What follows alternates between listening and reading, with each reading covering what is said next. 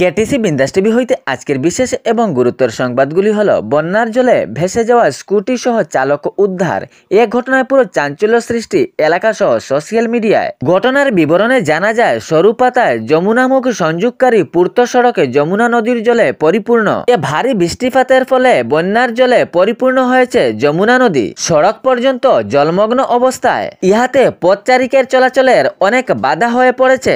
সাধারণ জনগণ সহ ছোট বড় গাড়ি বিপর্যস্ত পরিস্থিতির মধ্যে ঝুঁকি দিয়ে চলাফেরা করছেন এ রাস্তার উপরে। কিন্তু এই জলমগ্ন সড়ক দিয়ে এক স্কুটি চালক ওনার স্কুটি চালিয়ে পার হওয়ার চেষ্টা চালান এবং জলের প্রভাবের ফলে স্কুটির গতিবেগের নিয়ন্ত্রণ হারিয়ে স্কুটি সহ চালক জলে ভেসে যান। পাশে থাকা এক 10 বছরের মাদ্রাসা পড়ুয়া ছাত্র এই ঘটনাটি দৃশ্যায়ন করে এবং সঙ্গে সঙ্গে এই 10 বছরের মাদ্রাসা পড়ুয়া ছাত্রটি স্কুটি সহ চালককে উদ্ধার করার চেষ্টা চালায়। এ দেখে বাকি সঙ্গী সাথীরাও উদ্ধার কাজে ব্যস্ত। অবশেষে 10 বছর মাদ্রাসা পড়ুয়া ছাত্র সহ বাকি সঙ্গীরা মিলে স্কুটি চালক উদ্ধার করতে সক্ষম হন। আজকের যুগে এটি একটি বিরাট দৃশ্য।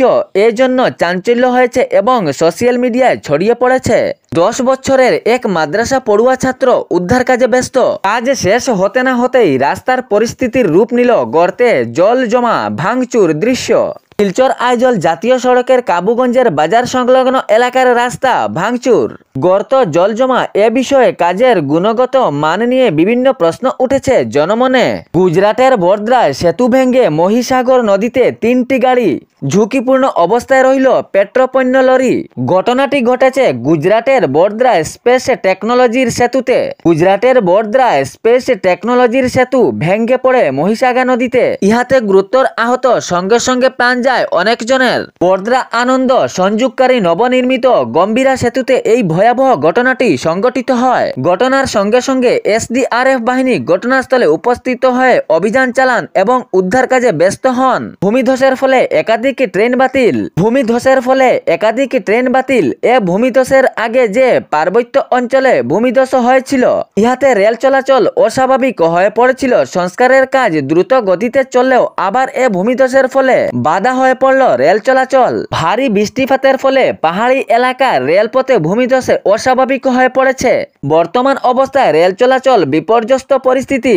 অস্বাভাবিক রেল চলাচলের রেল লাইন। 12 তারিখ পর্যন্ত কয়েকটি ট্রেন বাতিল ঘোষণা করল রেলওয়ে কর্তৃপক্ষ বিভাগ।